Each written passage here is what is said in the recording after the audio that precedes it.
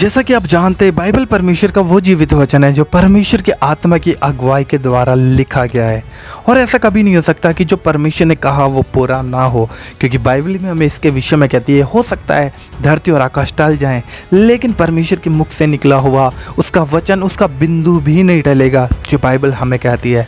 आज की इस वीडियो में मैं आप लोगों को एक ऐसा वीडियो दिखाने जा रहा हूँ कि किस तरीके से न्यूज़ वाले चैनलों ने भी इस बात को प्रूफ कर दिया है, साबित कर दिया है कि जो इजराइल और फिलिस्तीन के बीच में जो युद्ध चल रहा है वो एक धर्म युद्ध है, और इस युद्ध के साथ प्रभु यीशु मसीह का एक बहुत बड़ा संबंध है।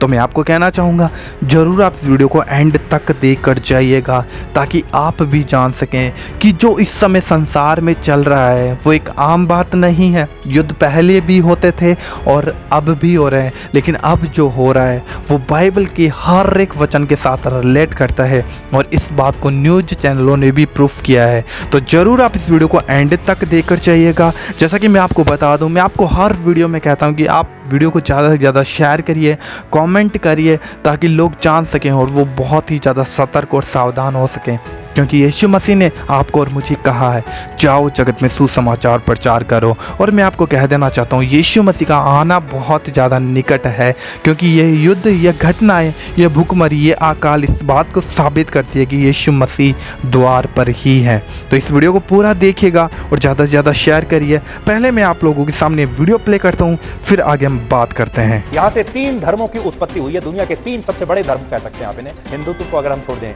असल में ये तीनों ही धर्म अपनी शुरुआत की कहानी को बाइबल के पैगंबर इब्राहिम से जोड़ते हैं। ईसाई धर्म के लोगों का जुड़ाव इस क्षेत्र से इसलिए है क्योंकि उनका मानना है कि ये वही जगह है जहां कलवारी की पहाड़ी पर ईसा मसीह को सूली पर चढ़ाया गया। उनका मकबरा स्पेलकर नाम के चर्च के अंदर स्थित है, और ये उनके पुनरुत्थान का स्थल भी माना जाता है। यानी इसीलिए ईसाई इस जगह को बहुत पवित्र मानते हैं। इसलिए आप कह सकते हैं कि ईसाइयों के लिए यह जगह बहुत खास है, बहुत पवित्र है।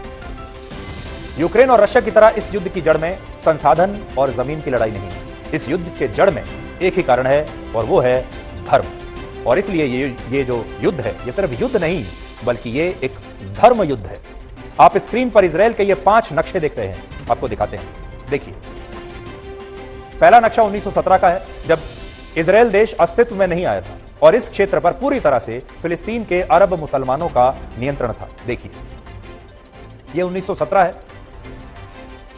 दूसरा नक्शा 1946 का है, यहां भी आप देख सकते हैं यह नक्शा। इस समय भी इस नक्शे का जो 90% इलाका है वो आपको फिलिस्तीन के पास नजर आएगा, फिलिस्तीन के नियंत्रण में। तीसरा नक्शा 1947 का है, जब संयुक्त राष्ट्र ने इस क्षेत्र को फिलिस्तीन और यहूदियों के बीच बांटने का फैसला किया, जिसमें पीले रंग में दिख रहा है इलाका फिलिस्तीन को मिला, और हरे रंग में इलाका जो आपको दिख रहा है वो इजराइल को दिया गया। ये देखिए, 1947 में यह स्थिति थी। चौथा नक्शा वर्ष 1948 और 49 का है, जब इजराइल देश अस्तित्व में आया और उसने फिलिस्तीन के कई इलाकों में अपने कब्जे कर लिए, जिसकी वजह से बहुत सारे लाखों से ज्यादा मुसलमानों को विस्थापित होना पड़ा। और 5वां नक्शा इस समय का है, जब हम बात करें, जब फिलिस्तीन बहुत ही छोटे से इलाके में सिमटकर रह गया है। अब बहुत सारे लोग ये कहते हैं कि इजराइल ने फिलिस्तीन के अरब मुसलमानों की जमीनों पर कब्जा कर लिया, इसलिए हमास ने जो हमले किए हैं वो सही है। लेकिन क्या वाकई में यह जमीन इस्लाम धर्म को मानने वालों की है, मुसलमानों की है? सच यह है कि यह जमीन पहले इजराइल की ही थी। 1000 ईसा पूर्व इस क्षेत्र में किंगडम ऑफ इजराइल का शासन था, जहां यहूदी रहते थे। लेकिन बाद में यहूदियों पर हमले हुए तो वो इस क्षेत्र को छोड़कर यहां से यूरोप के दूसरे देशों में चले गए, और इस्लाम के उदय के बाद यह इलाका फिलिस्तीन के अरब मुसलमानों के कंट्रोल में चला गया। यानी कायदे से यह क्षेत्र शुरुआत में यहूदियों का था, लेकिन फिलिस्तीन के मुसलमानों ने इस पर कब्जा कर लिया। और दूसरे विश्व युद्ध में जब हिटलर ने यहूदियों का नरसंहार किया तो वो वापस इजराइल लौट गए अपनी जान बचाने के लिए, और उन्होंने अपनी जमीन वापस ले ली। इजराइल में भी नियंत्रण की सबसे बड़ी लड़ाई पूर्वी यरूशलेम को लेकर है, क्योंकि यह इलाका ईसाई, इस्लाम और यहूदी तीनों धर्मों के लिए अहम है। तो सोचिए, यहां पर 3 धर्म का ये जो छोटा सा क्षेत्र है, यहां से 3 धर्मों की उत्पत्ति हुई है। दुनिया के 3 सबसे बड़े धर्म कह सकते हैं आप इन्हें, हिंदुत्व को अगर हम छोड़ दें। असल में ये तीनों ही धर्म अपनी शुरुआत की कहानी को बाइबल के पैगंबर इब्राहिम से जोड़ते हैं। ईसाई धर्म के लोगों का जुड़ाव इस क्षेत्र से इसलिए है क्योंकि उनका मानना है कि यह वही जगह है जहां कलवारी की पहाड़ी पर ईसा मसीह को सूली पर चढ़ाया गया।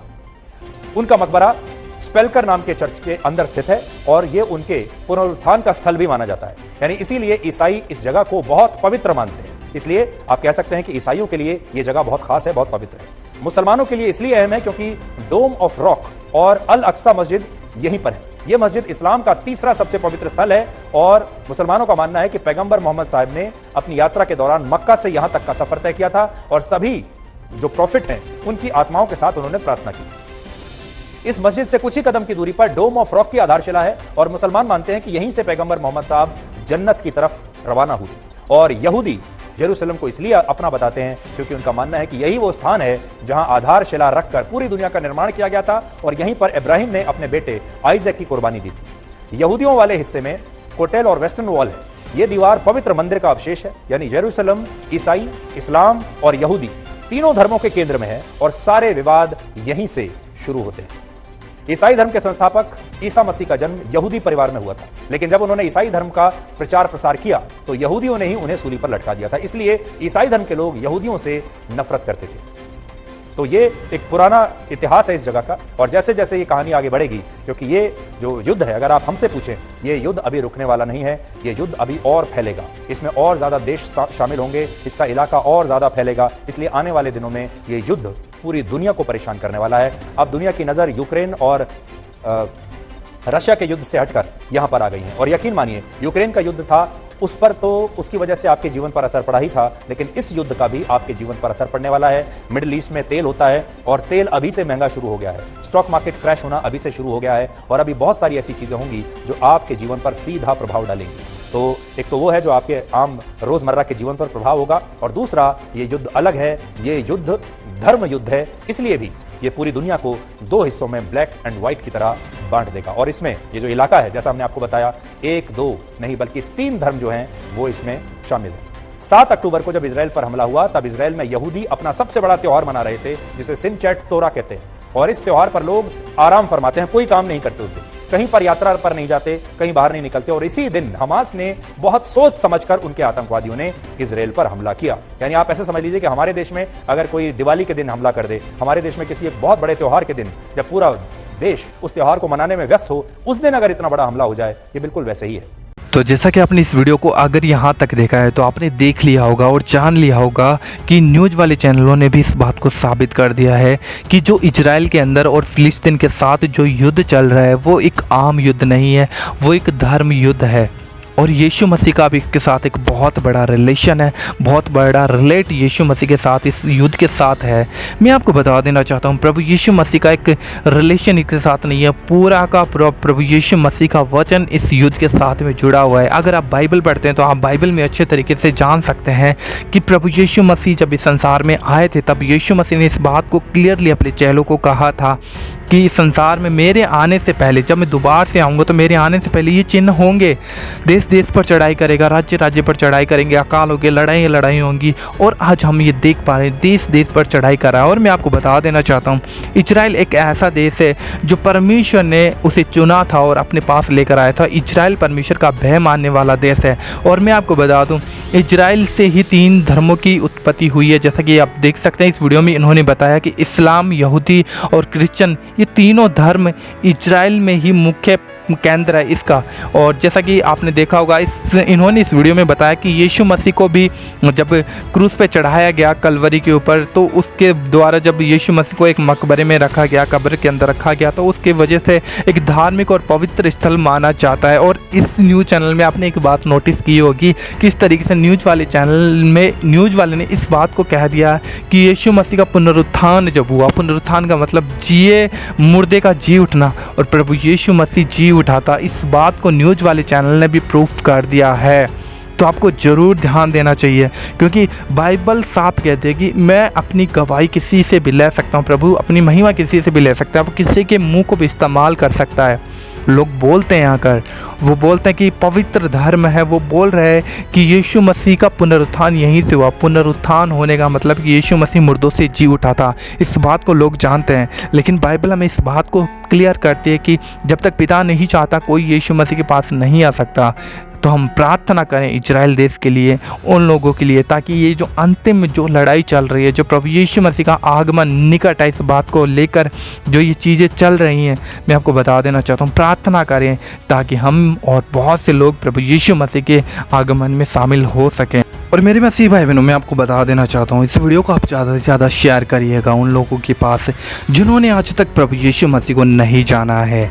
और मैं आपको बता देना चाहता हूँ, इस वीडियो के नीचे आप अपनी राय ज़रूर लिखिएगा और चैनल पे पहली बार पहुँचे तो ज़रूर आप लोग चैनल को सब्सक्राइब करिएगा। इस वीडियो को ज़्यादा से ज़्यादा लाइक करिए, शेयर करिए, ताकि और भी लोगों के पास ये वीडियो रिकमेंड हो सके, पहुँच सके, ताकि लोग सच्चाई को जानकर आज़ाद हो सकें। क्योंकि यीशु मसीह ने क्लियरली अपने वचन में कहा है कि अंतिम दिनों में ऐसा होना आवश्यक है, और जब ऐसा हो तब यीशु मसीह ने अपने चेलों को कहा कि तुम घबराना नहीं, तो हमें घबराना नहीं है। और मैं आपको बता देना चाहता हूँ, जिस तरीके से देश देश एक दूसरे के साथ कंट्रीब्यूट कर रहे हैं, जुड़ रहे हैं, वैसे ये धीरे धीरे देशों का युद्ध बनता जाएगा और धीरे धीरे ये बहुत बड़ी युद्ध में तब्दील होने वाला है। यीशु मसीह ने कहा कि अंतिम दिनों में ये चीज़ें बढ़ जाएंगी और बहुत ज़्यादा होंगी। लड़ाइयों की चर्चा सुनेंगे। जैसा कि हम पहले से जानते हैं, यूक्रेन और रूस के अंदर जो लड़ाई चल रही है वो अभी तक नहीं रुकी है, और मणिपुर के अंदर भी बहुत सी ज़्यादा आज भी वो प्रॉब्लम चल रही है, और यहीं पे तीसरा युद्ध शुरू हो गया। तो हम क्लियर हो सकते हैं इस बात से कि यीशु मसीह का आना बहुत निकट है।